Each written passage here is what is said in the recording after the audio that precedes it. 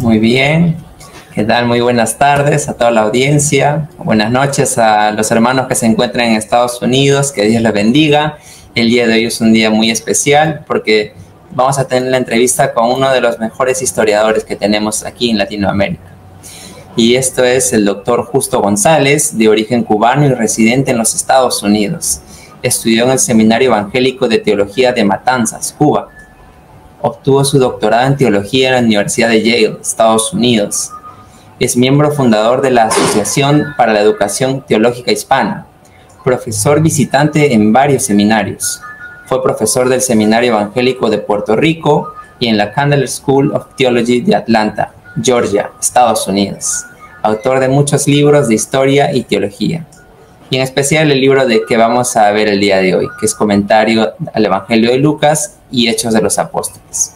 Para ello me gustaría dar la invitación al director del seminario Theological Seminary Faith and Truth, director Dani Padilla.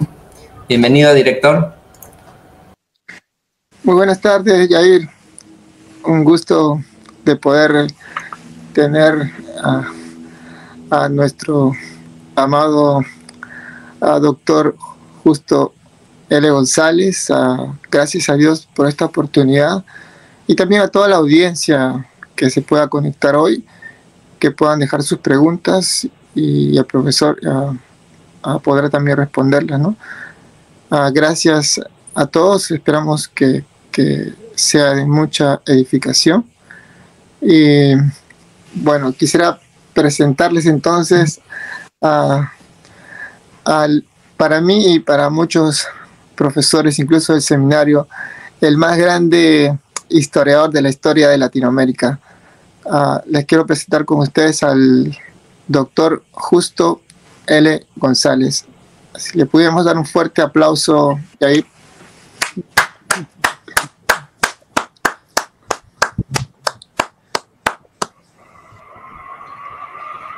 Doctor, bienvenido.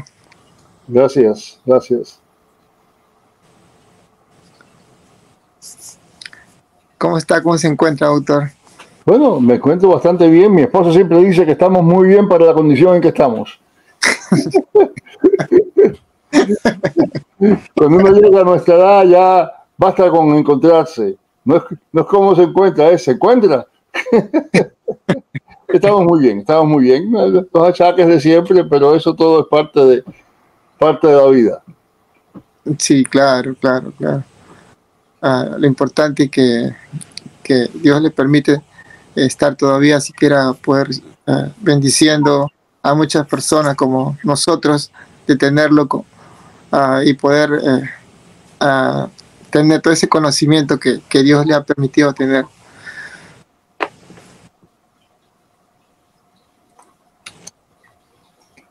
Aquí estoy a sus órdenes, usted me dice de qué quiere conversar y conversamos. Excelente, doctor. ¿Le parece si empiezo con una oración? Señor. Okay. Gracias, Padre amado, te doy en esta tarde por esta oportunidad de poder tener al doctor Justo González, que tú esta noche lo puedas usar, Señor, para que pueda enseñarnos más sobre este comentario de Lucas y Hechos, Señor, que será de mucha edificación para todos los que puedan verlo. Y gracias, Padre, una vez más por esta bendición tan grande. Gracias, te damos en el nombre precioso de tu Hijo amado, nuestro Señor Jesucristo. Amén y amén. Bien, para los que se están conectando recién, hoy vamos a comentar el libro de Lucas y Hechos y tenemos de invitado especial al doctor Justo González. No ha sido fácil tenerlo con nosotros porque a una persona como él, pues una persona que para muy ocupada por diferentes cosas que tiene que hacer, pero él nos ha dado este privilegio de poder tenerlo. Y así que vamos a aprovechar para poder tocar este libro tan bueno de Lucas y Hechos, de este comentario. A la oportunidad de adquirirlo, pues adquiéralo por Amazon. es muy bueno, y de eso entonces vamos a estar comentando en este día. Bien, doctor, quisiera empezar con unas preguntas personales antes de tocar este comentario tan bueno. Doctor, ¿cómo se describe usted mismo? Es decir, ¿cómo describe Justo González a Justo González?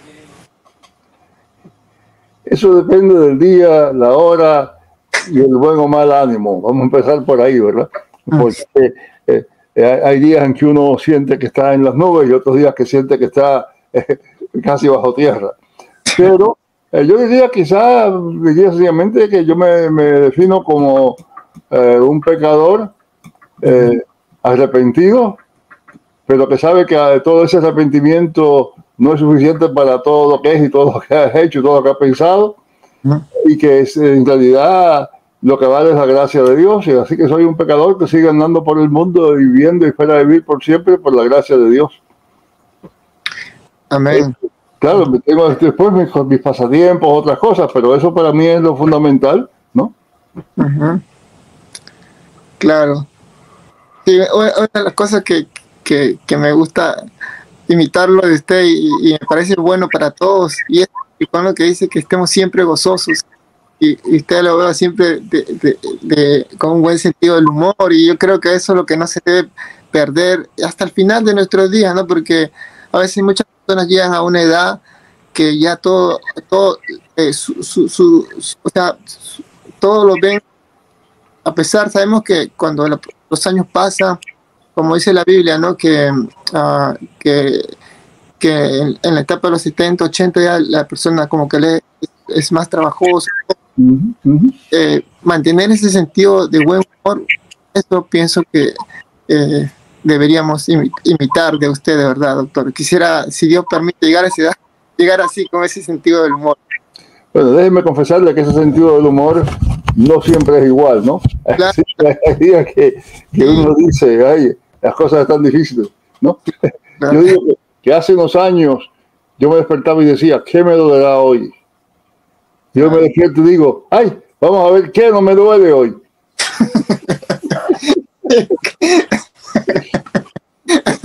Ay, pero es de verdad que cuando la persona, no sé si es que nace con eso, pero que de todo le encuentra un buen sentido del humor, que es bonito, de verdad, le alegra y contagia eso también a los demás, ¿no? Bueno. Qué bueno. Bien, doctor, díganos, ¿qué es lo que más le apasiona? Por ejemplo, ¿qué es lo que lo motiva todos los días, ¿no? Hay uno siempre que uno se levanta y se motivado para algo, ¿no? Otros quizás a leer un libro, otros quizás son dedicados a la oración. ¿Qué es lo que lo motiva todos los días, doctor? Bueno, esto usted no lo entienda, pero para mí la primera motivación cuando abro los ojos es que me puedo levantar y hacerme un cafecito cubano. Wow. Así, eso es lo primero, ¿no? Porque hasta que no me tomo ese café, todavía estoy dormido. Y después hay muchas otras motivaciones. Siempre, claro, me gusta, sobre todo en invierno es más fácil, ¿verdad? Levantarme, venir aquí a mi oficina que está en Los Altos, que tiene ventanas casi todas redondas, excepto aquí detrás, y poder estar todo oscuro, y dedicar un tiempo allí en silencio, a meditación, oración, un poco de lectura, y ver que va saliendo el sol. Y es decir, el sol no lo veo salir, pero veo la luz que va aumentando paulatinamente, ¿no? Y eso pues me alegra y me hace ver que el día se acerca, ¿verdad? Que hay un día más, que hay algo que hacer. En cuanto a cosas que hacer, le voy a decir, eso ha cambiado mucho, porque antes a mí me gustaba mucho la jardinería. Y todas las mañanas me levantaba, digo invierno no, porque aquí no se puede, pero todas las mañanas cuando era verano, primavera, otoño, me levantaba a ir allá atrás a la hortaliza a sacar hierba y a recoger frutos y todo eso, y ahora ya la espalda no me permite eso, así que tengo un vecino que lo hace porque le gusta, pero en realidad para mí ahora pues, más que nada es subir acá donde están los libros, donde estoy con mi gente, todas estas son mi gente, y pasar un rato aquí escribiendo alguna cosa si algo me viene. A veces me gusta siempre dejar una cosa pendiente porque es más difícil empezar en frío. Así que yo te dejo un capítulo a medio hacer, precisamente para el día siguiente decir, ya saber por dónde voy y cuando me levanto tener algo que hacer. Pero más que nada eso. Y claro, después unos buenos ratos de conversación con mi esposa, que tenemos muchas cuestiones en común de que hablamos. Y ver gente, que a mí en realidad la pandemia fue una tortura, ¿no? Tengo que ver gente y no verla así como estamos ahora en cuadritos, verla cada uno en un marco, sino verlos cara a cara y conversar y discutir. Todo eso me apasiona, ¿no? Claro. Qué bueno. Yo sí puedo corroborar del café cubano. Yo que vivo acá hay muchos cubanos. Qué bueno. Que tenga la oportunidad de probar ese café cubano es buenísimo. Muy bueno, muy bueno. Bien, la otra pregunta también, doctor, sabiendo sobre su matrimonio, sabemos que su historia de amor entre su esposa empieza con Ireneo, ya que gracias a su obra literaria pues hubo ese acercamiento, ¿no? entre usted y su esposa. Díganos, ¿qué le diría a Ireneo si se lo pudiera encontrar en algún momento? Ay, le diría, gracias mi hermano, gracias, porque han sido 50 y tantos años de bendición, así que le diría por ahí. Pero aparte de eso, quisiera empezar con él porque me parece que parte del trabajo de Ireneo es que nos da testimonio de un tipo de teología que existía en la iglesia antigua, que posiblemente es más antigua que la mayor parte de las cosas que hemos escuchado, dicho, visto, que sin embargo es importante para el día de hoy, ¿no? Y eso tendría que ser tema para una conferencia completa, eso lo renegamos para el año que viene, si quiere. Claro. Es una visión diferente y era importante para ella cuando nos encontramos porque ella era la única mujer enseñando, había dos mujeres, ella y otra más, enseñando un seminario evangélico en todo el país de los Estados Unidos. Excepto en una educación cristiana, pero enseñando en historia, teología, Biblia, etcétera, no había más ninguna.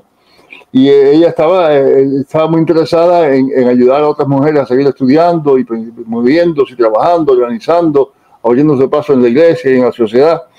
Y la teología de Ireneo ayudaba mucho en eso. Y yo estaba muy involucrado también con todo lo que estaba pasando en América Latina, todas las luchas que había, ¿verdad? De un lado y de otro, pero sobre todo cómo avanzar, cómo progresar, cómo salir de los tantos atascaderos en que estamos. Y me parecía que también Ireneo tenía algo que decir sobre eso. De manera que encajamos en dos cosas que eran diferentes pero paralelas. Claro. Y entonces pues, nos llamó la atención porque yo no conocía a ningún otro, ni siquiera uno o dos historiadores que estaban muy interesados en Ireneo, allá en Suecia sobre todo, pero muy pocos, ¿no? Y latino ninguno. Y la mujer de ella no sabía ninguna mujer que estuviera interesada en Ireneo, así que esa fue una combinación interesante.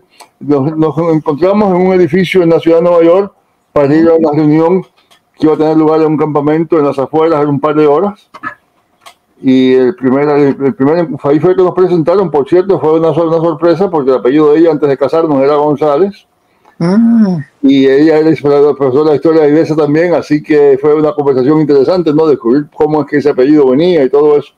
Pero después que nos montamos en un autobús que iba para llevarnos allá al lugar donde iba a ser la reunión, pues las 2 horas nos pasamos hablando acerca de Ireneo, que qué te parece esto que dice, aquello que dice allá, etcétera, etcétera. Así que ya desde el principio teníamos mucho de qué hablar. Claro, tener algo en común es importante, me parece, en una relación, ¿no? Sí. Wow, interesante. Bien, siguiendo por los autores teológicos, ¿cuáles son los que más han influido en su pensamiento? Y especialmente a través de sus estudios, ¿cuál ha sido su relación con la teología de Karl Barth, que para muchos es considerado pues, uno de los más grandes teólogos? Bueno, le voy a decir, si me dijera usted que cuáles teólogos, se podría hacer una lista, ¿verdad? Ireneo es uno de ellos, naturalmente, Atanasio en el siglo IV, San Agustín, Lutero y Calvino, Wesley, etc. Excepto a Barth, le voy a decir, mi hermano era mayor que yo, 5 años mayor que yo, y estaba en el seminario 2 años delante de mí. Y venía a la casa siempre hablando de los teólogos que estaba estudiando y sobre todo de Karl Barth. Y Karl Barth para mí me ha sido importante por 2 cosas en aquellos primeros tiempos, porque yo llegué al seminario y claro, mi hermano me había hablado mucho de una gran obra de Karl Barth en varios tomos, y yo llegué al seminario, lo primero que hice fue a la biblioteca y saqué el primer libro y empecé a leerlo. Y en la primera página empezaba por mencionar un montón de gente que yo no sabía quiénes eran, ¿verdad? Autores de la Edad Media, de entre los padres de la iglesia, los reformadores, de la gente del siglo XIX, yo qué sé qué. Y yo dije, bueno, parece que para hacer teología hay que saber algo de historia. Así que me empecé a interesar en la historia a través de él. Primero era la historia de la teología, después mucho más también la historia de la iglesia completa, ¿no? La historia de la iglesia, de las misiones, del culto, todo eso. Pero empecé por la historia de la teología pensando que para poder hablar de cuestiones teológicas era bueno saber, y en cierto caso casi hasta necesario saber lo que otros habían dicho antes, que se habían equivocado y que dónde tenían razón, etc. De manera que fue Barth que me introdujo a ese interés en la historia.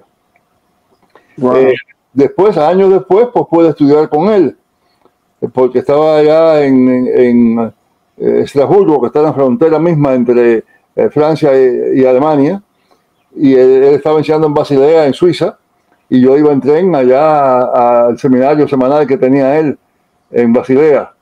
Así que tuve la oportunidad de conocerlo, conversar un poco, discutir, etcétera, etcétera. Así que sí, fue muy efectivo, un impacto grande. Claro, yo lo respetaba también mucho por otra razón que muchas veces se olvidan, porque la gente habla de gran teólogo, pero se olvidan de que Barth jugó un papel muy importante en la Alemania de Hitler.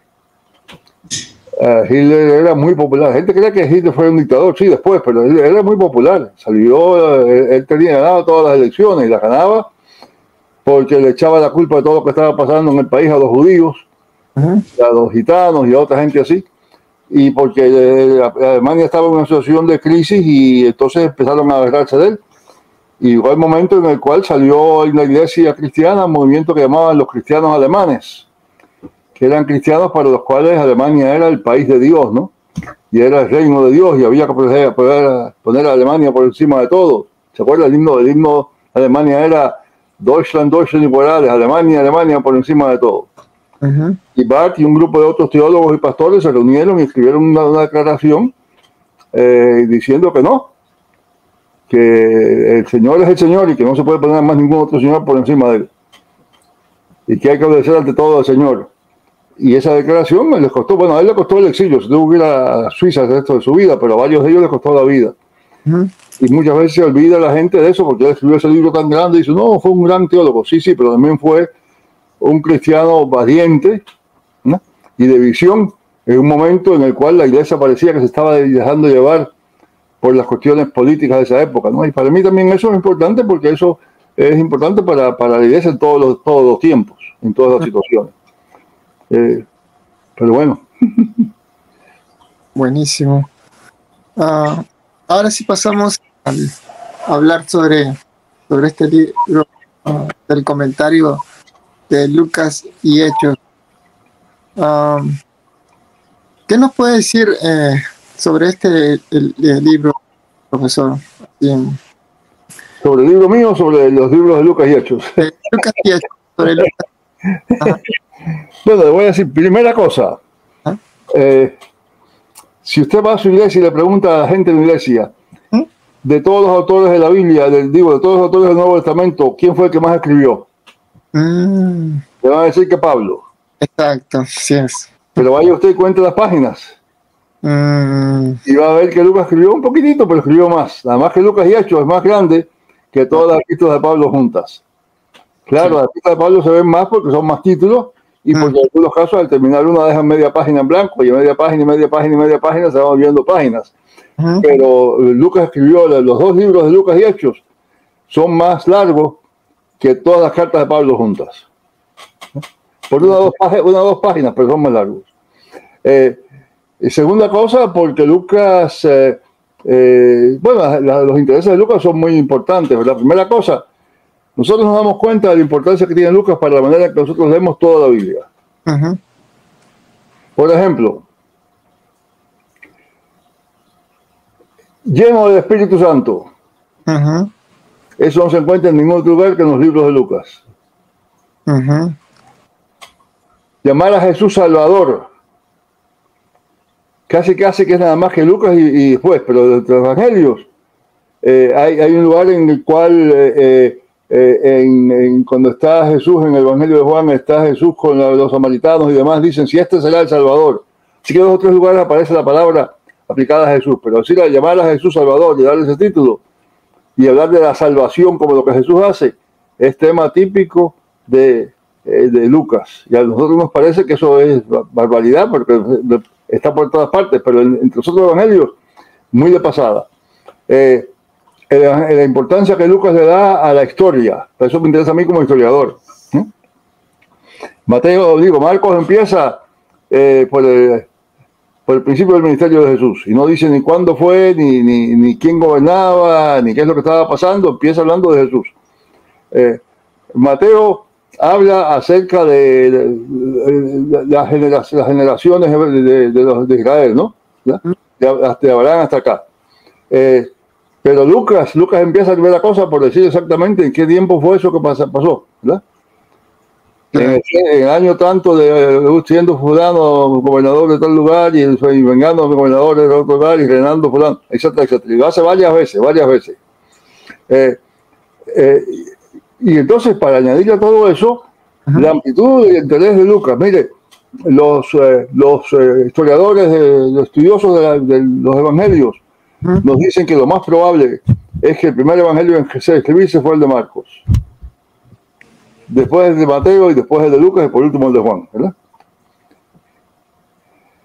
El evangelio de Marcos no coloca a Jesús en un contexto histórico ninguno, no le da, es decir, lo habla, claro, está hablando después y va apareciendo, pero no empieza al principio diciendo esto es así, pasó aquí en este lugar. El evangelio de Lucas, de Mateo, empieza con una genealogía. De manera que ahora coloca a Jesús dentro de toda la historia de Israel. Pero esa genealogía termina con Abraham, así que tiene que ver con la historia de Israel. Jesús es la culminación de la historia de Israel. Viene Lucas y presenta una cronología que llega hasta Adán. De manera que Jesús es la culminación de toda la historia humana. Claro, después va a venir Juan y va a decir, ¿verdad? Que por él todas las cosas fueron hechas y sin él nada de lo que ha sido hecho fue hecho. Que va más todavía que Lucas, pero se da cuenta usted de ese progreso que hay, de que se va ampliando esa visión del impacto del Evangelio, ¿no? Que primero se habla más que nada de los sucesores de Israel, de Abraham y demás, después los sucesores de Adán, y ahora la creación toda tiene algo que ver con el Evangelio, porque sin él nada de lo que ha sido hecho fue hecho. Me parece que por eso Lucas es importante. Lucas también es importante por la importancia que le da a las mujeres. Imagínense usted, si no tuviéramos el Evangelio de Lucas, ¿qué pensaríamos de María? ¿Qué sabríamos de María si no fuera por Lucas? Nosotros pensamos, hacemos la historia de todas esas juntas, las juntamos todas, ¿verdad? Pero Marcos no dice casi nada, Mateo dice muy poco, ¿verdad? Y Juan también, es decir, aparecen a veces nada más que varias Marías, no sabe cuál es cuál. Mientras que Lucas empieza casi al principio por la historia de María. Bueno, y junto con María y Elizabeth, ¿no? Y eso llega al punto de decirle dos cosas. Lucas es el único que nos dice que quienes pagaban las cuentas de Jesús y los apóstoles eran las mujeres. Lea usted Lucas 8, principio del Evangelio de Lucas, el capítulo 8, donde dice que había unas mujeres importantes, ¿verdad? Parientes relacionadas con el mayordomo del rey Herodes y con varias otras. Dice, y le servían de sus bienes, es decir, que le daban dinero, le eran las que apoyaban. Nosotros no hacemos la idea de que Jesús y los discípulos iban por la calle pidiendo dinero. Quizás sí, pero no. Básicamente, son estas mujeres que tienen dinero, que lo acompañan, dejan su casa, se van para andar con él. Y eso en esa época era una cosa inusitada, y sin embargo Lucas la subraya. Y después, una cosa bien interesante, cada vez que Lucas hace algo, dice algo de un hombre, lo dice después de una mujer. Para darle unos cuantos ejemplos, ¿verdad? Simeón canta un himno Y ahí son dos mujeres, Elizabeth, pero también, sobre todo María, que tiene el famoso himno, ¿verdad? Engrandece mi alma, Señor, etcétera, etcétera. Después llegan al templo y aparece Simón por un lado, pero también una mujer por un lado, por el otro lado también, que viene a dar testimonio de Jesús, ¿no? Vienen las parábolas, y en Lucas Jesús dice que el reino es como un hombre que va y siembra una semilla, y después dice enseguida que el reino es como una mujer que va y pone un poco de levadura en la harina, en la masa, de manera que eso no es casualidad, eso se ve que son tantas veces que pasan, y pasan en hechos también, ¿no? Es esa manera de primero un hombre y después una mujer, uno atrás del otro. Así que eso es otro elemento también que es importantísimo. Y algunas cosas interesantes de Lucas que son diferentes. Por ejemplo, Lucas es el único de los evangelios que dice algo después de la resurrección. Entre los evangelistas ningún otro menciona la ascensión. Sí se menciona la resurrección, pero se queda ahí. Pero es Lucas el que después cuenta el final del evangelio y al principio, de hecho, como una especie de vínculo que une los dos libros, ¿verdad? Habla sobre la ascensión. Eso claro, aparece en varios otros lugares, aparece allá en Efesios, ¿verdad? Que descendió, es que también ascendió a lo más alto, aparece también en otros lugares de la Epístola Paulina, aparece en Hebreos, pero entre los evangelios todos terminan con la resurrección, o por ahí más o menos, y unas palabras después, ¿verdad? En Juan las apariciones de Jesús, pero Lucas es el que más añade. Y para decir la última cosa, una cosa interesante que muchas veces nos damos cuenta, es que la cantidad de parábolas que están en Lucas nada más y no en otros lugares. Y algunas las más conocidas, más populares. Parábola del buen samaritano. Eso no está más en ningún otro lugar que allí. La parábola de Rico y Lázaro. Están en otro lugar que allí. La parábola de... Bueno, la misma, algunas hasta parábolas que no nos gustan y no hablamos de ellas. La parábola del mayordomo infiel, yo diría el mayordomo sinvergüenza, ¿verdad? Porque hace que cambia los libros para ganarse a los amigos que va a tener en el futuro. Todas son parábolas que no están en ninguno de los otros evangelios y que sin embargo son una parte tan importante de nuestra fe, de nuestra tradición, de nuestro arte, que es increíble el impacto que Lucas ha tenido en todo eso. Así que me parece que hay mucho por lo cual hay que darle gracias a Lucas. Y claro, el énfasis en el Espíritu Santo. Lucas, si usted cuenta las palabras, claro, hay un problema porque la palabra espíritu, en primera cosa, en griego, los manuscritos antiguos todos se escribían sin diferencia entre mayúscula y minúscula, todo igual. De manera que no es que porque diga espíritu con mayúscula es el Espíritu Santo y porque diga espíritu con minúscula es el espíritu humano. Eso tiene que decidirlo el traductor, el que está haciéndolo. Así que hay uno o dos casos en los cuales no se sabe. Pero en general, Lucas menciona el Espíritu Santo más que todos los otros evangelios juntos. Así es. Es en Lucas que se habla de la concepción de Jesús por el Espíritu Santo. Así es. Sí. Hay mucho. Así que hay muchas cosas que podríamos decir de Lucas. Si seguía, podríamos seguir toda la noche, pero vamos a dejarlo ahí para que usted tenga la oportunidad de preguntarme lo que usted guste. Sí, sí. No, sí, hay mucho que hablar de Lucas, pero al menos ya se sabe que Lucas escribió un poco más que Pablo, ¿no? Porque al menos pensamos que Pablo, porque tiene más cartas en el Nuevo Testamento, podemos pensar que ha escrito más, ¿no? Ajá. Sí. Interesante. Cuenta, cuando después que termine esta entrevista, tome su Biblia y cuente a ver cuántas páginas hay para cada uno. Sí, va todo esto. Ok. Doctor, usted como historiador, ¿cuál considera que es el aporte que hace Lucas a diferencia de los otros evangelistas? Bueno, ya casi he dicho bastante sobre eso, ¿no? Porque me parece que él ha hecho varios importes, varias cosas importantes. Una cosa que él nos ha dado es, primera cosa, una historia de Jesús que la coloca dentro del contexto de toda la historia de la humanidad. ¿No? Jesús no es nada más que para los cristianos, no es nada más que para los judíos. Jesús es para el mundo, es del mundo, está por encima de todas las cosas, ¿verdad? Y eso me parece que aparece bien claro en Lucas, ¿verdad? Y eso, claro, también va conectado con que Lucas es el único que nos habla de la ascensión. Y como decía antes, hay una serie de frases que las decimos constantemente, ¿verdad? Lleno del Espíritu Santo. El derramamiento del Espíritu Santo, eso también es de Lucas. El Salvador, la salvación, eso también, digo, eso aparece, claro, mucho en Pablo también, pero entre los evangelios, esto es típicamente lucano. Así que si no fuera por Lucas, no tendríamos nada de esa visión de Jesús, que es tan importante.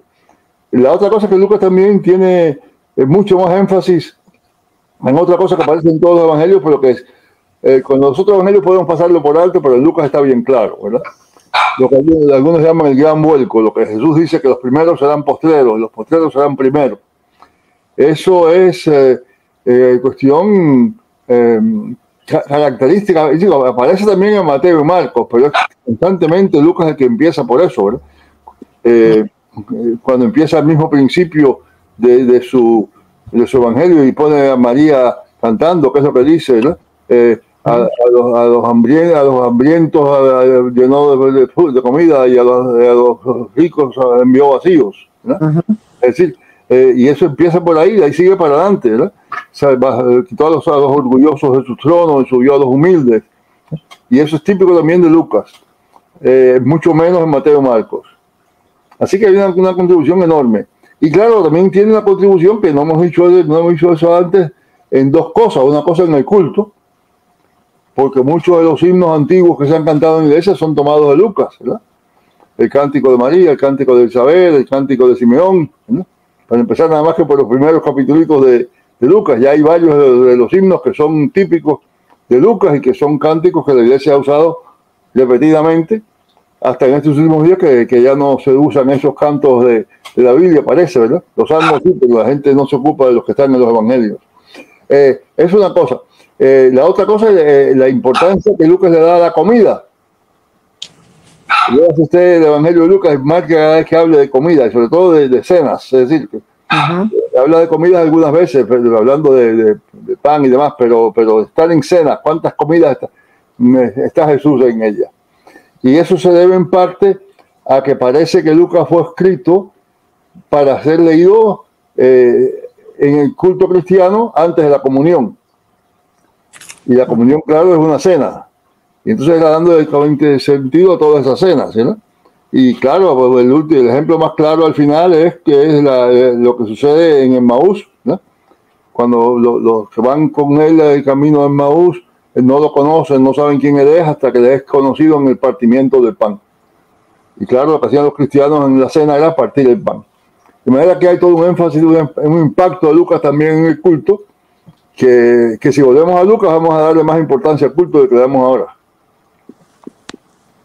Así es. En cuanto a Lucas y Hechos, ¿son una unidad? ¿O cómo es esta unidad? ¿Teológica, histórica o literaria, doctor? Pues yo creo que las tres. Es una unidad literaria, bueno, una unidad teológica porque la escribió la misma persona. No está claro si las hizo una enseguida junto a la otra o si hubo un tiempo entre una y la otra. Eso no se sabe la fecha exacta, más o menos por allá por el año 80 escribiría las dos, pero si le mandó a Teófilo enseguida una, enseguida la otra, o si escribió una y después pasó un tiempo escribiendo la segunda, eso no está claro, no se sabe, no hay manera de saberlo. Pero hay una unidad teológica porque es el mismo, es el que está hablando, ¿verdad? Y como le decía, hay un vínculo hasta literario, porque termina el Evangelio de Lucas con la ascensión y empieza el libro de Hechos con la ascensión, ¿no?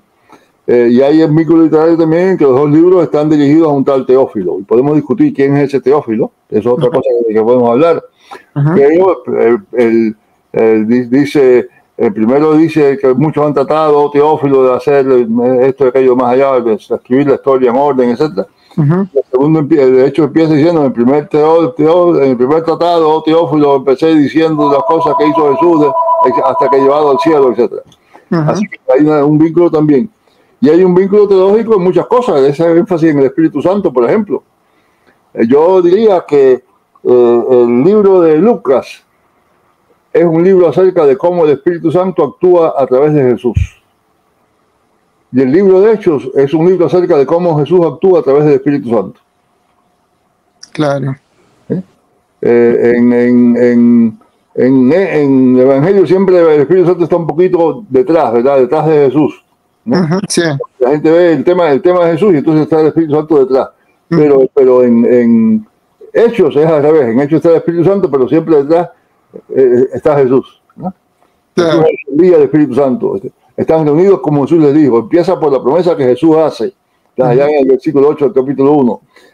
Así que está, pero ahora la figura principal, la que aparece constantemente, es el Espíritu Santo. Y por eso, si por mí fuera, yo creo que el libro no se debería llamar Los Hechos de los Apóstoles, se debería llamar Los Hechos del Espíritu. Claro, Los Hechos del Espíritu. Para mí también sería... Porque los apóstoles, bueno, ninguno de ellos en realidad es figura permanente, constante en las historias de Hechos. Después de los primero el principito mismo que da los nombres y demás, después de eso es Pedro y Juan, de que se habla de ellos. Sí. Después se habla de los 7 que no son de los apóstoles, se empieza a hablar de Esteban, Hebrá y Felipe, etc. Prácticamente ellos dos. Y después empieza a hablarse de Pablo. Y al final ni siquiera se nos dice que fue de Pablo, porque si el libro fuera acerca de Pablo, nos diría que fue de él, pero nos lo deja en el aire diciendo que Pablo estaba predicando en Roma. Y no termina, usted pasa la página a ver qué es lo que viene ahora, ¿qué dice que habla? Primera epístola de Pablo a los romanos. Dice, ¿qué pasó? No me acabaron de contar lo que estaba pasando. Y es porque el libro no es sobre Pablo ni sobre los apóstoles, es sobre el Espíritu Santo. Así es. ¿Y cuál sería el tema o los temas principales en cuanto a Lucas y Hechos? ¿Cómo lo...? Bueno, yo creo que ya he hecho algo sobre eso, pero yo creo que el tema principal de los dos, ¿verdad?, es que el Dios que es creador de todas las cosas, soberano de todas las cosas, está guiando y sigue guiando y guiará la historia humana, ¿no? Y por eso la genealogía es tan importante. Sí. Porque cuando se hace esa genealogía no es nada más que para decir quiénes eran sus parientes, es porque un lector judío que conocía las historias, un lector cristiano que estuviera estudiando la Biblia, conocía las historias, cada vez que se mencionan algunos principales personajes en esa larga historia que cuenta Lucas, que va caminando para atrás, porque la de Marcos viene de allá para acá, es decir, de los mayores hacia los menores, empieza por Abraham, la de Lucas empieza por Jesús y entonces sigue subiendo, empieza por Jesús, hijo de Dios, y sigue subiendo entonces hasta los abuelos, y sigue, al fin llega a Adán, hijo de Dios. De manera que lo que Lucas está haciendo ahí es conectando a Adán con Jesús, que es parte de lo que hace Pablo también, que habla de Jesús como el segundo Adán. ¿Sí? Claro.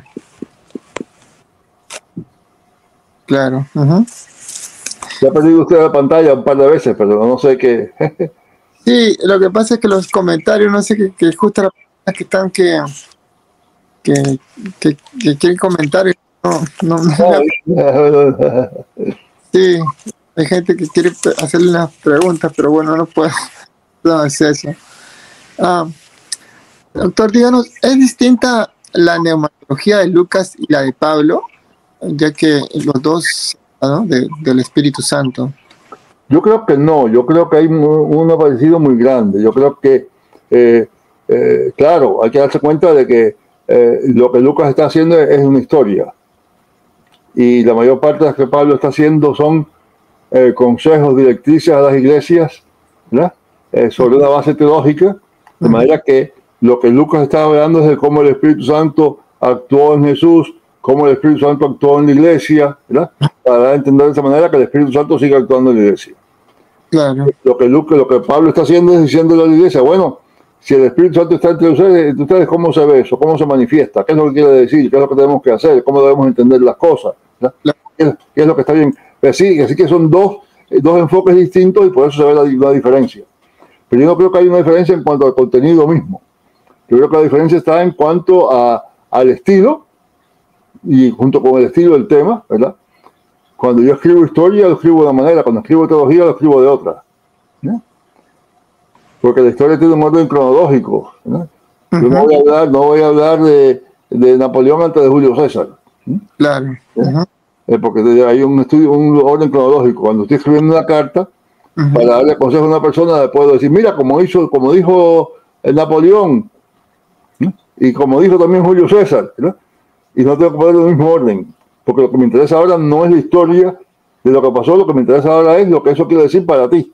Y entonces lo ordeno según el interés tuyo. Me parece que eso está claro, por ejemplo, cuando el lugar en que Pablo más discute las dones del Espíritu Santo es el 1 Corintios, ¿no? Ahí los capítulos 12 al 14, por ahí, que tiene toda la cuestión de los miembros del cuerpo y todo eso. Y él no está desarrollando una teología del Espíritu Santo, le está diciendo a los corintios qué es lo que el Espíritu Santo quiere decir y cómo se sirve al Espíritu Santo en la iglesia. Y de manera que pone las cosas en un orden que es diferente del de Lucas, pero yo no creo que haya una diferencia en cuanto a la médula misma de quién es el Espíritu Santo. Claro. Sí me parece que hay una coincidencia en que tanto para Pablo como para Lucas el Espíritu Santo tiene una centralidad enorme que no se ve tanto en Mateo y Marcos o en Juan. Se ve también por aquí y por allá, pero no se ve ese enfoque en el Espíritu Santo, ¿no? Claro, el apóstol Pablo habla más de la llenura del Espíritu Santo, ¿no? Sí, bueno, pero otra vez esa frase, lleno del Espíritu Santo, eso es frase de Lucas. Mira, porque cuando el apóstol Pablo dice que no se embriaguece en vino en la cual hay disolución, sino antes ser llenos del Espíritu Santo. Sí. Además, cosas así, ¿no? Pero el hecho de que fueron llenos del Espíritu Santo, de que él nunca le habla, por ejemplo, cuando él habla, le está escribiendo acerca de la gente que le ayuda, y todo eso, no dice ninguno de ellos que es lleno del Espíritu Santo. Habla de que es muy útil, muy fiel, etcétera, muy dadivoso, lo que sea, pero no dice fulano que está lleno del Espíritu Santo. Y sin embargo, Lucas sí lo dice repetidamente. Sí, eso sí lo he visto en Lucas. Cuando está diciendo, por ejemplo, la lista de los 7, y llega Esteban, dice, lleno del Espíritu Santo. Sí. Y eso es una recomendación. Wow, sí. Toda la razón, profesor. En estos últimos 100 años se ha escrito bastante acerca del Espíritu Santo, basado en Lucas. ¿Cuál es el aporte que hace Lucas de estos temas? ¿Qué aportaría? Bueno, creo que ya hemos tratado de eso y no quiero darle más al mismo clavo, ¿no? Pero me parece que el aporte que hace Lucas es conectar a la iglesia de sus tiempos con Jesucristo a través de la historia del Espíritu Santo actuando en los primeros discípulos. Y eso me parece que no lo tendríamos en ningún otro lugar. Es decir, si no tuviéramos a Lucas, tendríamos imagínense ustedes si tuviéramos la Biblia y fuera nada más que Mateo, Marcos, Juan, y entonces Romanos para adelante. No sabríamos qué conexión habría entre aquellos primeros y lo que está pasando con Pablo. Claro. Lo único que sabríamos sería lo poquito que dice Pablo acerca de su conversión, ¿verdad? Y claro, él menciona a veces que los pilares eran Pedro y Juan, etcétera, pero no hay una historia, es decir, nos cuenta cómo fue qué le pasó a Pedro, qué fue lo que Pedro hizo, dónde fue. Cuenta cuando tuvo un desacuerdo con Pedro, lo dice de pasada, ¿verdad? En Gálatas. Pero son pedacitos, no hay una narración. Mientras que Lucas nos establece una conexión, ¿verdad? Y es una conexión interesantísima porque no es que hay un gran personaje que sigue para siempre, ¿verdad? Pedro aparece y después no se dice más qué pasó con Pedro. Al principio Pedro es el personaje principal. Después se va, desaparece y aparece otra vez en el capítulo 10, 11, para el asunto de Cornelio, que recibe el llamado, ir allá y demás. Después vuelve a desaparecer otra vez y aparece en el 15. Con esa cuestión del el concilio que se reúne, los apóstoles que se reúnen en Jerusalén para decidir qué van a hacer con los gentiles que se convierten, etcétera. Y después nos dice mucho más de él, ¿no?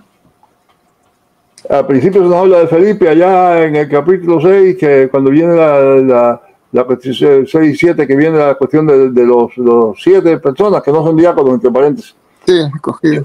Los 7, vienen los 7, y más hacia el final allá se nos dice que Felipe tenía unas hijas que profetizaban. Pero por el medio se nos dice de Felipe, nada más que en el capítulo 8 se habla muchísimo de él, ¿verdad? Acerca de Simón el Mago y del núcleo etíope y todo eso, pero no se nos dice nada de él más hasta que allá al final casi, cuando dice que tenía unas hijas que profetizaban. Así que a mí está bien claro que el libro no es sobre los apóstoles. Están los apóstoles ahí, pero no es sobre los apóstoles. Claro. Los libros antiguos no tenían título. Eso se han puesto después. Okay. Ahora que cuando Lucas se sentó a escribir, no puso ahí un libro que se llamaba Hechos de los Apóstoles. Él empezó diciendo en el primer tratado, Teófilo. Así es. Doctor, le estaba haciendo una pregunta, si pudiera contestar ahora. Hay una pregunta que le quieren hacer. Sí. Dice, ¿por qué la genealogía de Lucas es un tanto diferente al de Mateo? ¿Cuál sería el propósito de su genealogía? Algunos detractores lo toman como una contradicción. Bueno, hay varias diferencias entre las dos teologías, las dos genealogías. Ya mencioné una que me parece que para mí es quizá la más importante. ¿Ya? Y es que la de Mateo, nada más que llega de Jesús, como quiera que vaya, para adelante o para atrás, llega de Jesús a Abraham.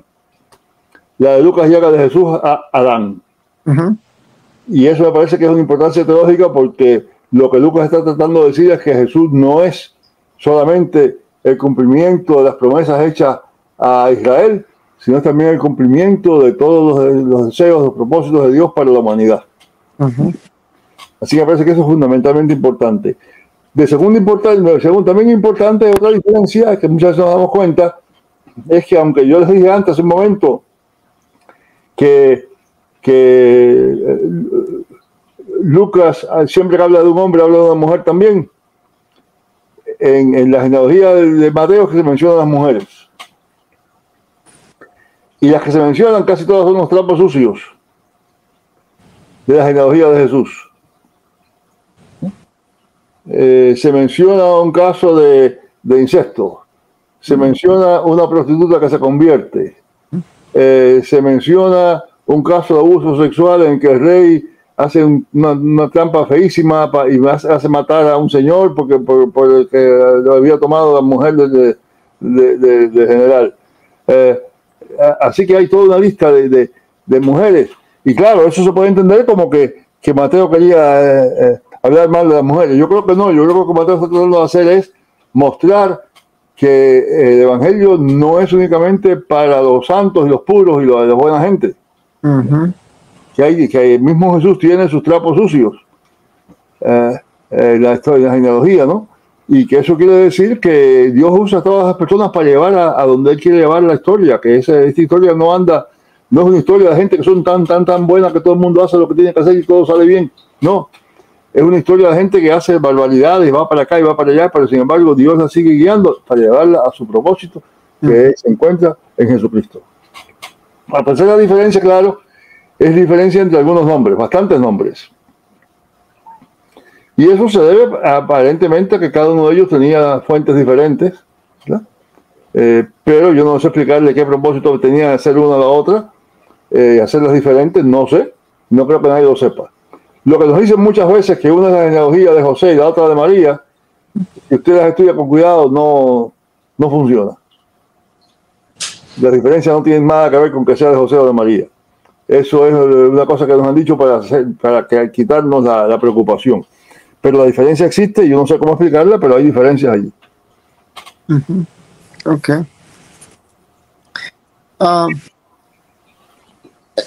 Esta pregunta que la voy a hacer es una de las preguntas que considero muy importantes, porque entre los protestantes, las denominaciones, en cuanto a lo teológico, hacen como una división, ¿no? La pregunta es, ¿hay quienes han invalidado el valor teológico del libro de los Hechos por ser historia?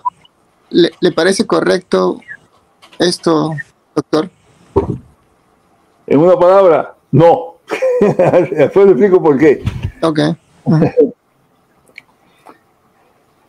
El Evangelio no es doctrina. El Evangelio es hechos. Las doctrinas están ahí para ayudarnos a entender los hechos y ver su importancia. Pero ser cristiano no es tener toda doctrina correcta. Ser cristiano es estar unido a la cabeza de toda la iglesia, que es Jesucristo, mediante el Espíritu Santo. ¿Cómo se puede conocer un hecho histórico? Únicamente mediante la historia. Usted me puede escribir mucho sobre Colón, y que si era bueno, que si era malo, que si era así, que si era asado, que si era judío, que si era genovés, que si era esto. Pero yo no sé ni una palabra de Colón si alguien no me da cuenta. Claro. O sea por un libro, o sea por la película, o sea por un cuento que me hizo mi papá, pero yo no, si no fuera por todas esas cosas, yo no sabría ni siquiera quién fue Cristóbal Colón. Y lo mismo es cierto de Jesucristo. Por eso es que son tan hermosos los pies de los que anuncian el Evangelio de Salvación, porque sin ese anuncio no se puede saber que Él existe. Así es. Ahora, y lo que se anuncia no es una doctrina. Claro, la doctrina va unida a eso, pero lo que se anuncia es una persona, un hecho, lo que Dios hizo en Jesucristo. Y la mejor manera de hacer eso es contando la historia. Ahora, esa historia hay que contarla dentro de un marco teológico que entiende que Jesucristo no es cualquier persona, que hay ciertas cosas especiales acerca de Jesucristo y que hay que hacerlas resaltar en la historia, ¿no? Pero eso es parte, eso es teología también. Eso por un lado. Por otro lado, lo de Pablo también es historia. Es decir, Pablo es historia en otro sentido, pero Pablo no está escribiendo doctrina tampoco. En algunos casos, más que en otros, sí la escriben. En Romanos, sobre todo, está escribiendo a la gente que él no conoce, ¿no? Y quiere que ellos sepan qué es lo que él piensa. Pero cuando él escribe, por ejemplo, a los Gálatas, le está contando más bien la historia de lo que pasó y alguna historia fea de las peleas que tuvo con Pedro, etcétera. Pero está hablando de historia y en esa historia está contándole para que ellos hagan lo que él cree que deben hacer. Y otras cosas otras cartas de Pablo, pues son consejos. No son teología tampoco en el sentido estricto. Es decir, la primera epístola de los Corintios, esos capítulos que estábamos hablando ahora, ¿verdad? De los miembros del cuerpo y cómo el Espíritu los une y si quiere seguir la cuestión de las lenguas y todo eso que Pablo discute. Todo eso no es teología en el sentido estricto, es más que nada consejos basados sí en teología, en doctrina, pero basados también en los hechos que él conoce, en lo que él sabe que es la historia, que en la tradición de Israel que él ha conocido por toda su vida, de la tradición cristiana que él ha conocido ahora porque se ha dedicado se ha unido a Jesucristo, se ha dedicado a estudiarla. De manera que yo no creo decir que una cosa es historia y no es teología, es verdad, hay una diferencia, pero no creo que se pueda hacer teología sin historia. Así es. Y la historia tiene que ser guiada por una teología también. Correcto. Excelente, gracias, profesor. Quisiera que nos hable de Hechos 2. ¿Cómo ve usted, historiador y teólogo, el descenso del Espíritu Santo en este capítulo?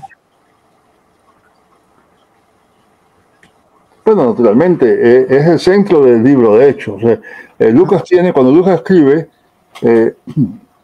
cada uno de sus dos libros tiene un pasaje particular, ¿verdad? Que son la base de lo que él va a decir, son una especie de resumen de lo importante, ¿verdad? El Evangelio es el episodio en Hechos en Lucas 4 cuando Jesús está en la sinagoga y lee el pasaje de Isaías y dice, ¿verdad? El Espíritu del Señor, otra vez el Espíritu del Señor está sobre mí porque me ha enviado, etcétera, etcétera. Y hay todo un programa allí, ¿verdad? A predicar libertad a los cautivos, etcétera, etcétera. Bueno, en Hechos es la cita de Jonás, claro, interpretada por Pedro. Pero es que lo que está sucediendo ahora es el cumplimiento de lo que Jonás anunció. lo que Dios prometió a través de Jonás. Y en ese proceso se ve una especie de bosquejo que muchas veces nos damos cuenta de lo radical que es lo que está diciendo Lucas, ¿verdad? El asunto de las lenguas nos causa tal asombro que nos damos cuenta de otras cosas que son más asombrosas todavía en esa sociedad. Los jóvenes y los viejos, igualito. Los siervos y las siervas. Los hijos y las hijas. En cierto modo, eso sería más escandaloso para aquella sociedad que estuvieran hablando en lengua. Cuando dice ahí que creía que estaban borrachos, yo me pregunto si creían que estaban borrachos porque estaban hablando en lenguas raras o si se creían que estaban borrachos porque estaban dándole un lugar a las mujeres que no te entendían de otra manera. Es una reunión desde el punto de vista de la sociedad insólita y quizá un poco escandalosa. Ahora, ¿qué quiero decir yo con eso? Que me parece que lo que Lucas está haciendo en todo el resto del libro es explicando todo eso de varias maneras. Está hablando de la obra del Espíritu Santo, en primer lugar.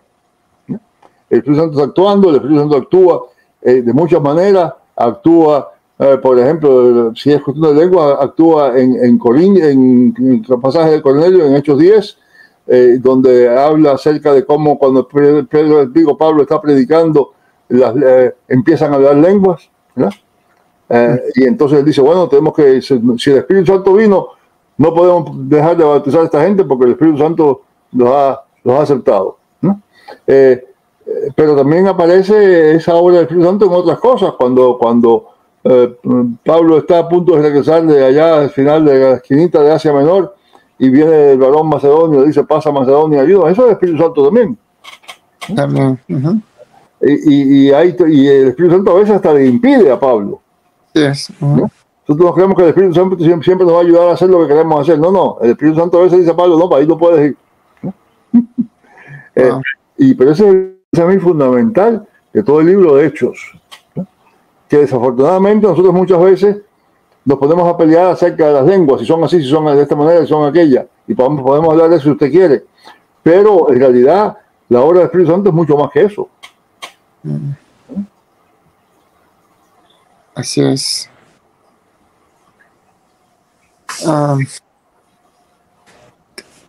¿Cree usted que Lucas con Hechos 2 tiene la intención de proponer una forma particular de hacer iglesias, como lo que fue la iglesia primitiva, doctor? Yo no creo, yo creo que él tiene el propósito de describir la iglesia que él conoce y mostrarle a Teófilo, a que sea el lector, cómo esa iglesia se conecta con la iglesia antigua, con la iglesia primitiva, primitivísima. Todavía Lucas es parte de esa primitiva, en cierto modo, ¿verdad? Estamos hablando quizás del año 80, ¿no? Pablo llevaría unos 15, 16 años de muerto, ¿no?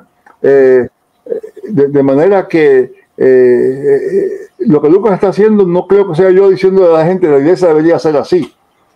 Lo que está diciendo a este Teófilo, que sea quien sea, le está diciendo a este Teófilo, mira, yo quiero que tú sepas cómo es que llegamos de la historia que te conté en el primer libro, que habla acerca de lo que Jesús hizo, a lo que tú estás viviendo ahora.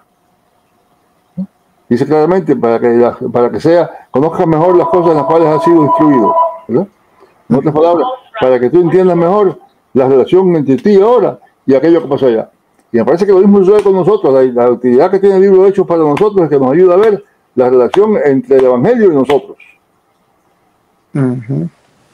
Sin el libro de Hechos, sin esa historia, parecía que la historia se acabó con la resurrección. Así es. Pero es Lucas al añadir el libro de Hechos el que deja bien claro que la obra continuó, ¿verdad? Y que si tú estás aquí ahora es por razón de que eres heredero de esa historia. Y eso es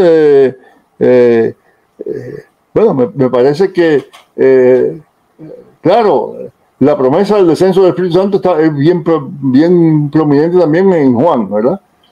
Os enviaré otro consolador, ¿verdad? Yo me voy y enviaré otro consolador. Eso es bien juanino. De manera que no es puramente lucano, pero lo que Juan no cuenta cómo sucedió eso. Lo único que Juan dice acerca del Espíritu Santo es que al final, ya cuando Jesús resucitado se les presenta ante los discípulos, les sopla, les dice recibido el Espíritu. No hay dones extraordinarios en ese momento, no hay más nada, nada más que dice que les sopló y les dio el Espíritu. La historia de todo lo que sucedió debido al Espíritu, y no solamente eso, porque el Espíritu sigue actuando. Si usted sigue leyendo después, usted va a ver un montón de cosas que van pasando, ¿verdad? Toda la historia de la valentía de Juan y Pedro ante el Sanedrín, y cómo la gente de Sanedrín dice, estos son unos iletrados, no saben nada. Y sin embargo, mire con qué denuedo, con qué insistencia, con cuánta claridad hablan. Todo eso sobre el Espíritu Santo, ¿verdad? Bueno. Sí, no, interesante. Una de las cosas que a mí me impactó, que leí el libro de los Hechos, fue cuando de Felipe y el eunuco, cuando parece que lo bautiza y dice en el texto que Felipe fue puesto, ¿no? Por el Espíritu. Sí. Entonces, eso quiere decir que él fue trasladado a otro lugar, ¿no? Sí, sí. Pero quiere decir que toda la misión cristiana no tiene lugar, no se puede hacer sin el Espíritu. Wow. A mí me parece que eso está claro. La otra cosa que hay que decir sobre el eunuco etíope es que nosotros nos hacemos la idea de que ese señor no sabía nada antes que Felipe le hablara. Sí. Pero no se dése cuenta de que ese señor vino desde Etiopía hasta Jerusalén a adorar en un templo en el cual no le permitían entrar porque era eunuco. Está prohibido la ley allá en el trono prohíbe que un eunuco sea unido al pueblo de Dios, ¿no? Y entonces las cosas se ven diferentes, porque dice usted que ahora, vamos a pensar eso un momentito, porque eso me es interesante. El eunuco va leyendo el profeta Isaías. Lo tiene que haber leído varias veces. Porque en esa época los libros se leían varias veces, ¿no? Lo va leyendo. Y entonces cuando llega Felipe y se le presenta, el eunuco está leyendo Isaías 53. Claro, no dice 53 porque en esa época los libros no tenían capítulos ni versículos. Eso dice el pasaje donde empieza diciendo, etcétera, etcétera. Pero ahora dice Isaías 53. Y le dice, esto lo dice de sí mismo, de otro. Y entonces dice, Felipe empieza a explicarle. Pero ya él, si es un eunuco allá en Etiopía y viene hasta Jerusalén a adorar, ya él en su mente es judío. No se puede hacer judío porque es eunuco. Pero es lo que la Biblia llama y la iglesia antigua llamaba los temerosos de Dios. Nosotros encontramos la palabra temeroso de Dios y pensamos que son gente que le tienen miedo a Dios o que temen a Dios. No. Es una frase específica que se usaba entre los judíos del siglo I para mucha gente, muchos gentiles, muchas veces más que los judíos mismos, que no se hacían judíos porque no se circuncidaban o porque no podían guardar el sábado, porque razones, por ejemplo, Cornelio no puede guardar el sábado porque es centurión, ¿verdad? O el eunuco no puede hacerse judío porque es eunuco, ¿verdad? Pero venían a la sinagoga, asistían a la sinagoga, que guardaban todas las leyes morales de Israel, guardaban algunas de las leyes rituales si podían, ¿verdad? Pero no se hacían judíos, y esos eran los temerosos de Dios. El eunuco es temeroso de Dios. Ahora, antes de ver al eunuco, en el capítulo 13, hay un discurso que Pablo dice que es el discurso típico de, cada vez que Pablo habla, Lucas no nos dice todo lo que dijo, porque claro, se volvería una cosa larguísima. Lo que Lucas hace es que en el primero de sus discursos nos lo dice con más detalle y después da a entender que en los demás se dice la misma cosa, ¿no? En Antioquía de Pisidia, Pablo se para y habla ¿a quién? Dice, vosotros, hijos de Abraham, y aquellos de entre vosotros que teméis a Dios. No son la gente, no está diciendo ustedes los judíos y los que son cristianos, los que son creyentes, ustedes no, está diciendo ustedes los que son judíos y los que son temerosos de Dios, los que son de ese grupo que son judíos pero no se han hecho judíos. Son judíos de fe pero no se han hecho judíos de religión. Y el problema que surge, bueno, podemos hablar después si quiere de eso, el problema que surge en Antioquía de Pisidia y después es que los judíos, los que no son los temerosos, los que no son temerosos de Dios, es decir, los que no son gentiles, pues empiezan a tener celos de esto, que ahora la sinagoga se está llenando porque Pablo está diciendo a toda esta gente, tú puedes entrar. Ahora, cuando el eunuco, y eso todo para volver al eunuco, cuando el eunuco le dice a Felipe, aquí hay agua, ¿qué impide que yo sea bautizado? La respuesta fácil tradicional de cualquier judío hubiera sido, tú no puedes ser bautizado porque tú eres eunuco. Pero si el eunuco conocía a Isaías, y ciertamente Felipe lo conocía, sabía que unos poquitos capítulos después, Dios le promete, a través de Isaías, Dios le promete que el día llegará cuando el eunuco será como cualquier otra persona. Felipe le está diciendo al eunuco que las promesas de Dios se están cumpliendo, se han cumplido. Cuando el eunuco le dice, bueno, aquí hay agua que impide que yo sea bautizado, lo que le está preguntando no es nada más, bueno, ¿por qué no me puedo bautizar? Lo que está preguntando es, si es verdad que las promesas se han cumplido, entonces, ¿por qué no me bautiza? Está poniendo a Felipe en una posición difícil. Tú estás dispuesto a hacer lo que ningún judío haría porque tú crees en lo que estás diciéndome de Jesucristo. Así que las palabras no son nada más que palabritas de una especie que impide que yo sea bautizado. Lo que impide es toda la tradición de Israel. Así es. Toda la tradición, así es. Interesante.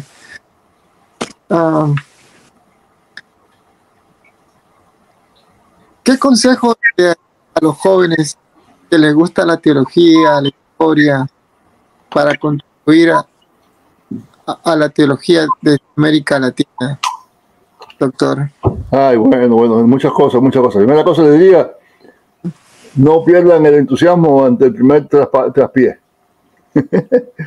Van a tropezar con muchas cosas, van a tener quien les diga que no, tú eres demasiado joven, o tú eres mujer, o tú no puedes, pero todo lo podemos en Cristo que nos fortalece. Así que empieza por no perder el ánimo cuando alguien te diga que no, que tú no sabes de eso. Acércate a la Escritura con un espíritu abierto a ver qué cosa nueva te dice, qué descubres en ella, no que inventes cosas, no que digas, bueno, aquí voy a poner, no, pero qué cosa nueva te dice que no te habían dicho antes, que tú no habías visto. Busca a otras personas que están buscando junto contigo qué es eso que la Escritura dice. La iglesia de mañana no puede ser igual a la de hoy, y que los únicos que pueden determinar cómo va a ser son los jóvenes. Así que la carga del futuro está en manos de ustedes, los jóvenes. Y eso requiere valentía también, y requiere firmeza, pero requiere también flexibilidad. Requiere estar dispuesto a descubrir cosas nuevas que no sabías, y a decirle a la iglesia cosas nuevas cosas antiguas que había olvidado, y a seguir predicando el evangelio. Así es. En estos tiempos, muchos jóvenes que les gusta la teología, que empiezan a estudiar política y consejos, ¿no? Bueno, yo creo que más que consejos también lo que hace falta es apoyo. También. Porque lo que los mayores podemos hacer no es solamente dar consejos, es muy fácil dar consejos. Hay que también apoyar, participar, darse cuenta de las nuevas perspectivas que esos jóvenes tienen, qué es lo que nos están diciendo que debíamos oír nosotros también. No solamente decirles, sino también escucharles, y no solamente enseñarles, sino también aprender de ellos, y enseñarles a enseñar. Exactamente. Eso es lo que al menos en el seminario tratamos de hacer, a los jóvenes, apoyarlos para que puedan continuar sus estudios teológicos, ¿no? Porque sabemos que en este contexto actual a veces son muy caros los estudios, y tratamos de apoyarlos de esa manera, ¿no? Sí es. Profesor, quisiera alguna pregunta de la audiencia, ya que parece que hay, para que pueda contestar.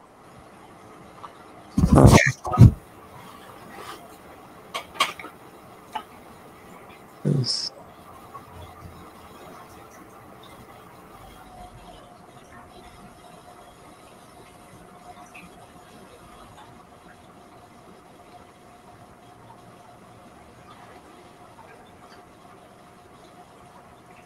Bueno, la pregunta que yo veo hoy que dice algo de que ¿cuál es la clave para terminar el libro de Historia del Cristianismo? a ver.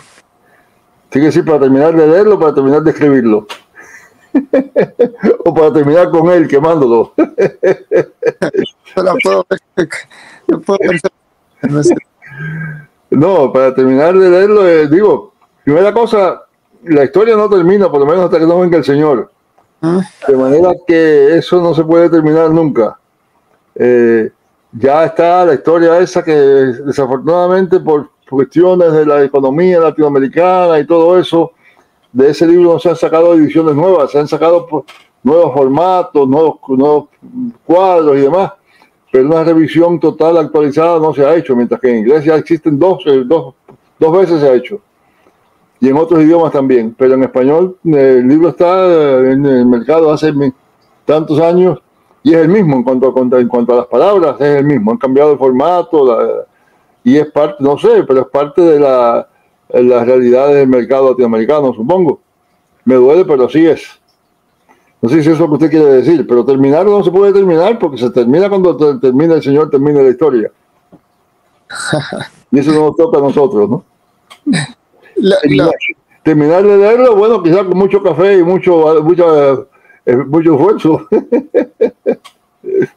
Sí, lo que le trata de decir, porque como el libro es grande, por eso que terminar de leer, ¿no? Acá justamente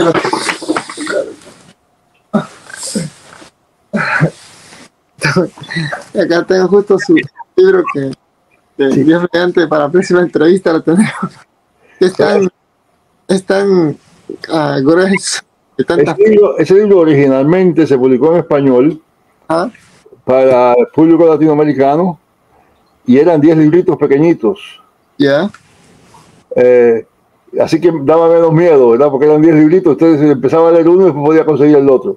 Okay. El problema es que como eran 10 distintos, pues casi nunca se conseguían todos. Claro. Porque estaban uno y se agotaba el otro, se podía conseguir el 1 y el 4, pero el 5 estaba agotado, había que esperar que salía el 5, pero entonces el 1 estaba agotado. Y así que llegaron a sacarlo así como uno solo. En ese sentido es más fácil, pero también es más pesado, ¿verdad? Se mete más miedo. Sí. Pero que lo ves por primera vez, pues esto tan grande, completo, está todo lo que uno quiere, ¿no? Ajá.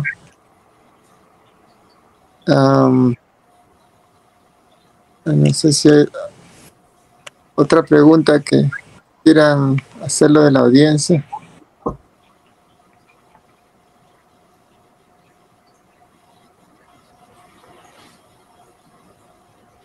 A ver.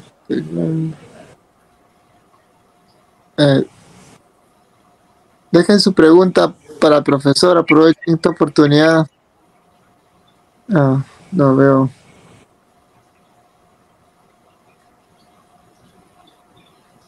Bueno, un comentario que es un enorme privilegio escuchar al doctor Justo González. Su literatura es de gran bendición para el pueblo cristiano. Saludos y bendiciones desde Cuenca.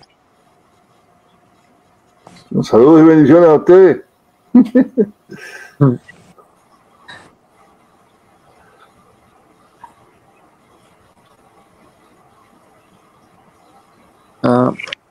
El libro de Historia del Cristianismo, Historia del Cristiano, son joyas para los cristianos, de Evelyn Lu.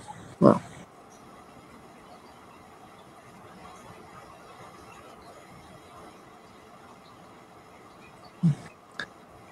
Otro saludo también a Lima, Perú, desde mi país. Hay una pregunta ahí que cómo ha influido de Art versus Advertising. Ajá.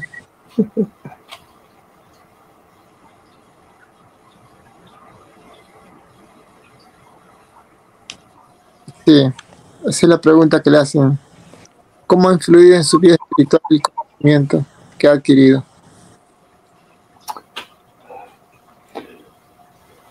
Bueno, en algunos casos ha sido una especie de impedimento, ¿verdad? Porque el peligro siempre cuando uno sabe algo es pensar que quien no sabe no tiene nada que decir. Y muchas veces cuando uno empieza a estudiar, pues dice, ah, mira ese pastor lo que está diciendo. Y entre las cosas que dice que pueden estar mal hay alguna verdad importante. Y uno tiene que darse cuenta que uno está haciendo lo mismo. Todos nosotros estamos equivocados. Y para mí lo más importante ha sido saber que estoy equivocado. Que lo que digo no es necesariamente como son las cosas. Yo digo las cosas como mejor las sé. Pero otro que sepa más quizás me va a decir, no, así no es.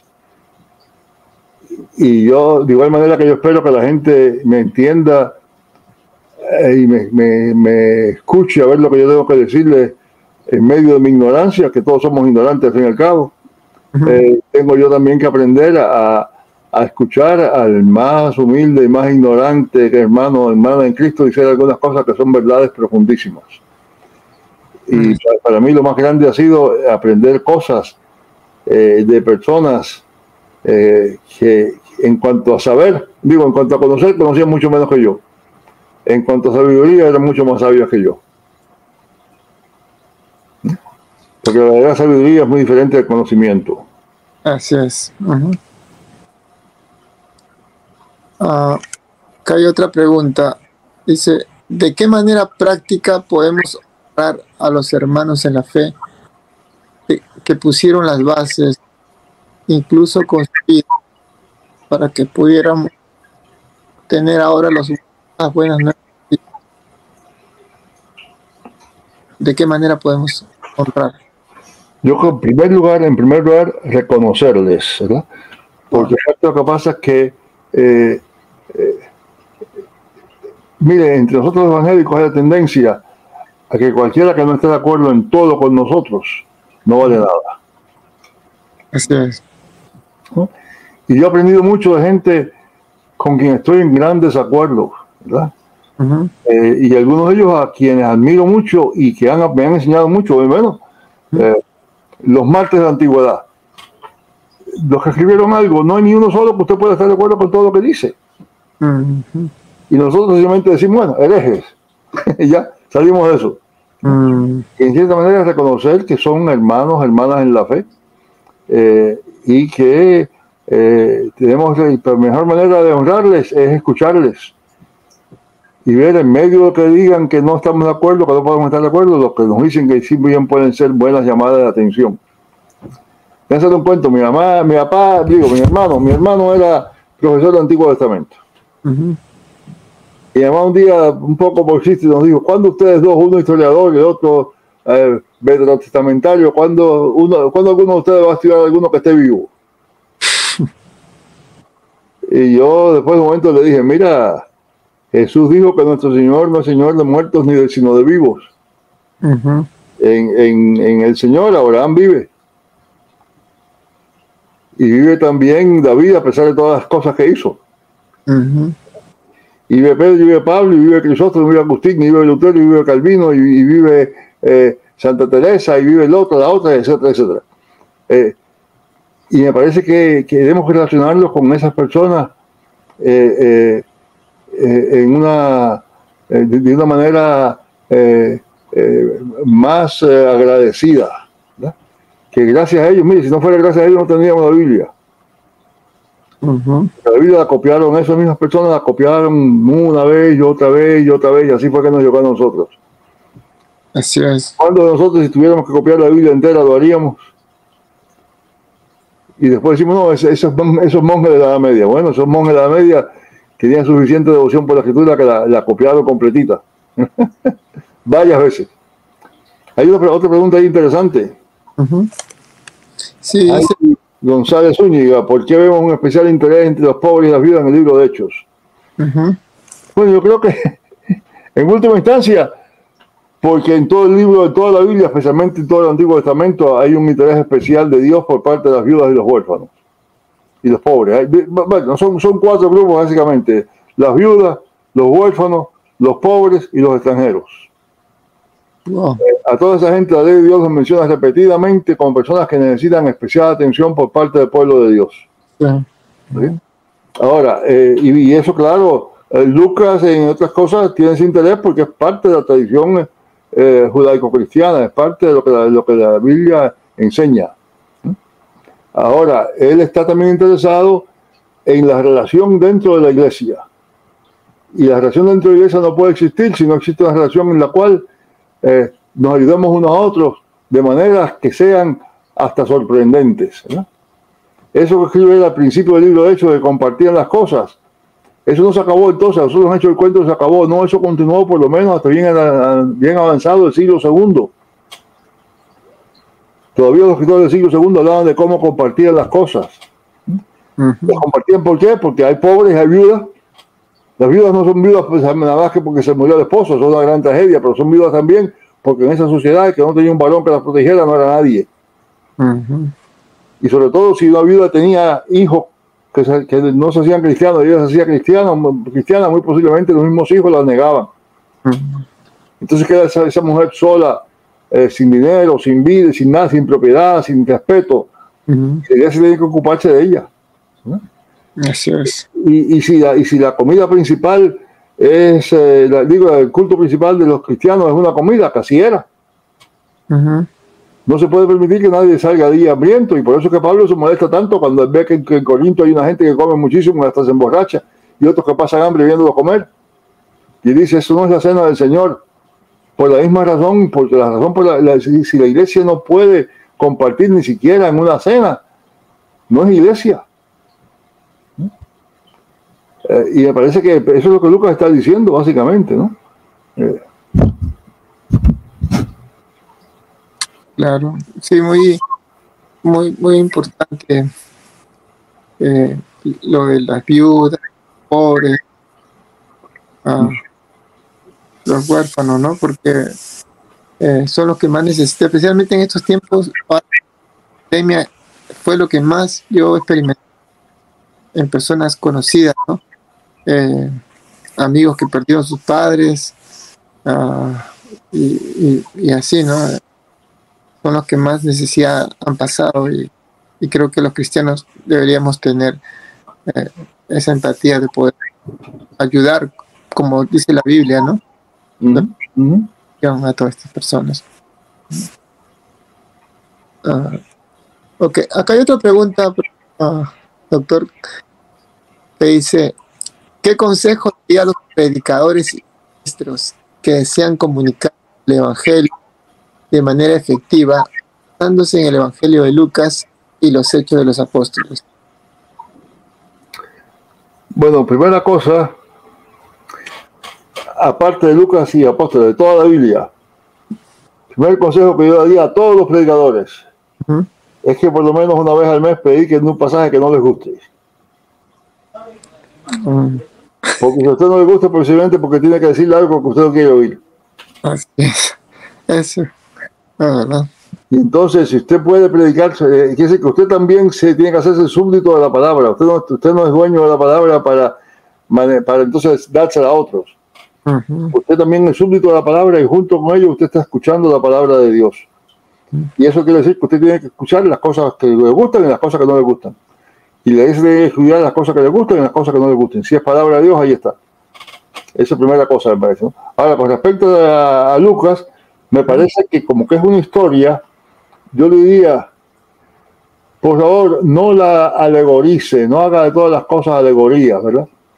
He oído sermones, ¿verdad?, sobre, por ejemplo, el buen samaritano, ¿verdad? Y los ladrones son los vicios, y el burro es yo que sé qué, y el hospedaje donde lleva el buen samaritano lleva al herido, es la iglesia, y el aceite que le unta es el Espíritu Santo, y yo que sé qué más.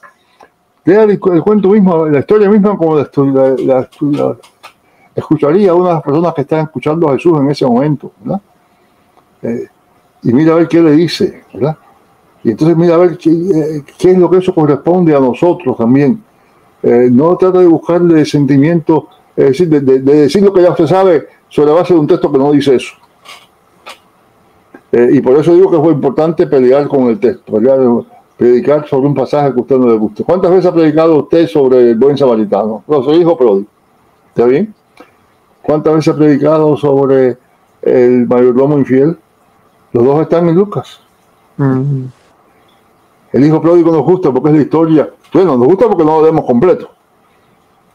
Porque el hijo pródigo no es acerca del pródigo, es acerca del otro. Sí. Es decir, Jesús le está hablando a unos judíos que creen que ellos son mejores que nadie. Así es lo que dice el texto al principio, ¿verdad? Jesús le está explicando a unos judíos que creen que ellos son mejores que nadie. Y le hace el cuento, ¿verdad?, de estos dos muchachos. Uno muy bueno, que se queda en la casa y hace todo lo que el papá le dice. Y otro que se obedece y se va. Y cuando el otro regresa, hay una fiesta grande, todo eso está muy bueno y el padre lo abraza, eso está fantástico, eso es parte del evangelio, sí señor. Pero el bueno se queda fuera de la fiesta. ¿Por qué? Porque estaba siempre obedeciendo al padre, porque el padre era el que le mandaba, el padre era el que le esperaba que el padre algún día le diera la herencia, porque él esperaba que el padre le pagara, aunque no le pagara el dinero, le pagara al fin y al cabo lo que él estaba haciendo, ¿no? El otro hijo viene, no es nadie, ay papi, mira viejo, ¿no? Y si nosotros nos acercamos a Dios de esa manera, estamos mal, y nosotros muchas veces creemos que porque somos buenos predicadores, porque leemos la Biblia, porque vamos a la iglesia, por todo eso somos mejores que los demás. No señor, no señor. Usted es mejor que los demás cuando usted acepta a esos demás que no son nadie. Y cuando usted acepta a esos demás, como el Padre lo aceptó también. Piense usted que la parábola no nos está diciendo solamente, ¿ya?, que Dios está esperándonos con los brazos abiertos. Sí, nos está diciendo eso. Pero nos está diciendo también que si nosotros somos hijos de ese Padre, nosotros tenemos que esperar a toda la persona que viene, por pecaminosa y apestosa y mala que sea, tenemos que aceptarla con los brazos abiertos. Y eso que Jesús le está diciendo a esos judíos. Después que le dice que el asunto de samaritano, que también es otro que ellos no quieren, ¿verdad? Y dice, es bueno. Ahora aquí les dice, miren, ustedes son los hijos mayores, ustedes son los hijos que no piden la herencia, pero quieren ser los herederos. Y tienen que mandar y ser herederos. Y se molestan porque ahora el hermano menor, que no era nadie, y estaba haciendo su vida a su papá y todo, viene ahora y viene a querer hacer entrar igual que ustedes. Y esa es una actitud tan típica de nosotros, la gente religiosa. Sí. Y me parece que sí, que Lucas tiene muchísimo que se puede hacer con las parábolas de él y con todas las enseñanzas de Jesús en las parábolas, pero tiene muchísimo. Así es. A veces las cosas que duelen, ¿verdad? A nosotros nos gustan las bienaventuranzas como aparecen en Mateo. Porque todos son bienaventurados, pero ¿qué es lo que dice Lucas? Bienaventurado, maldito. ¿No? Le dije sobre ese pasaje porque a usted no le gusta.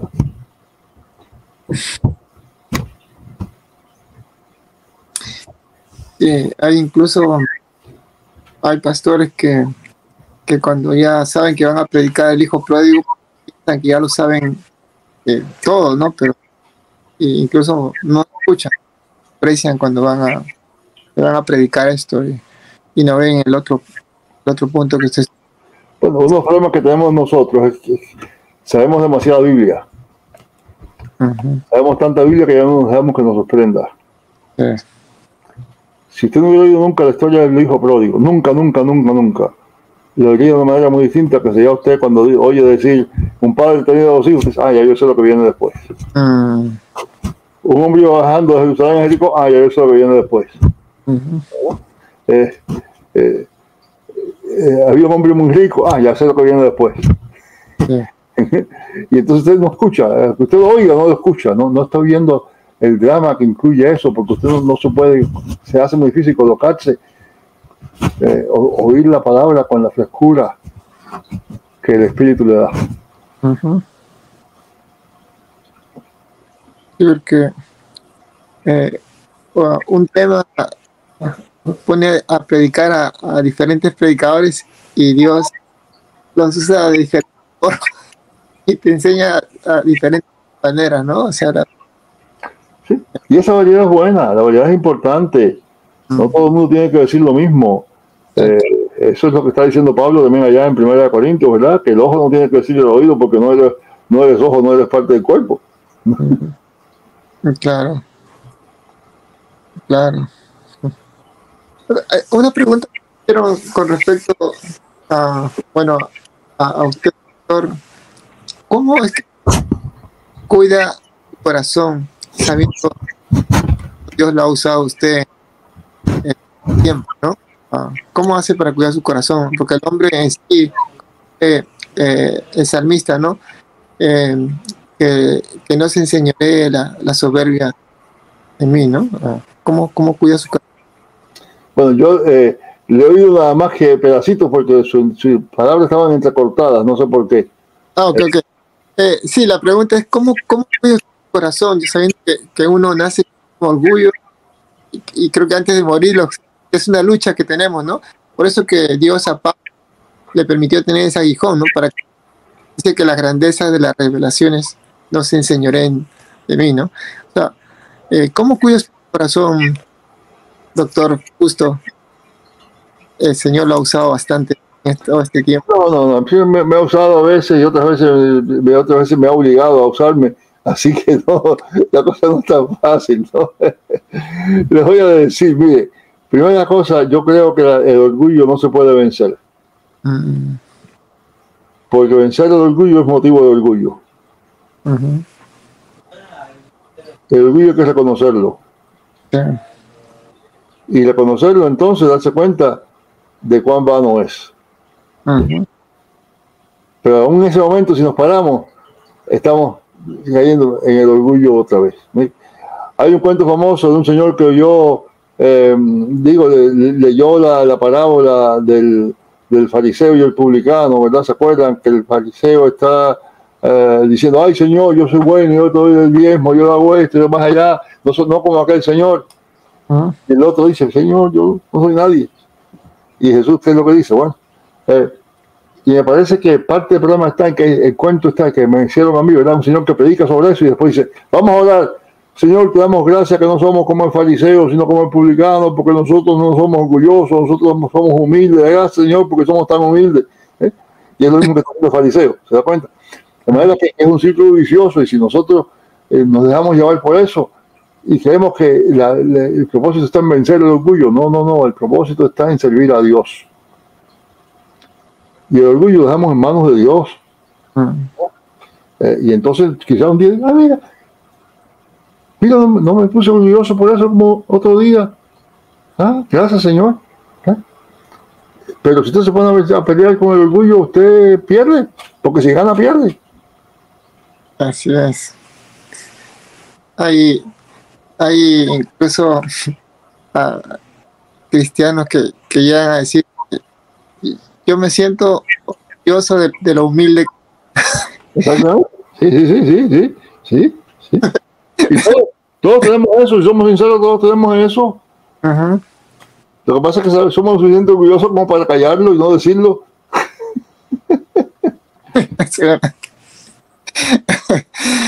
Eso sí es verdad. Oiga. Qué gusto, gracias a doctor Justo, de verdad. Un gusto haberlo tenido hoy. No, un placer estar con ustedes. Yo no sé, nos fuimos un poco del tema, pero sí, tenemos que dejar de seguir donde el Espíritu nos lleve. Amén. Eso mismo diría Lucas, así que ahí vamos. Okay. Muchas gracias a usted, muchas bendiciones a todos los que están ahí escuchando, los que aguantaron esto hasta ahora y los que se fueron también. Gracias. Gracias a usted, doctor. Y ya el próximo mes, Dios mediante, estaremos ya con el comentario de historia del cristianismo. Muy bien. Sí, casi exactamente dentro de un mes.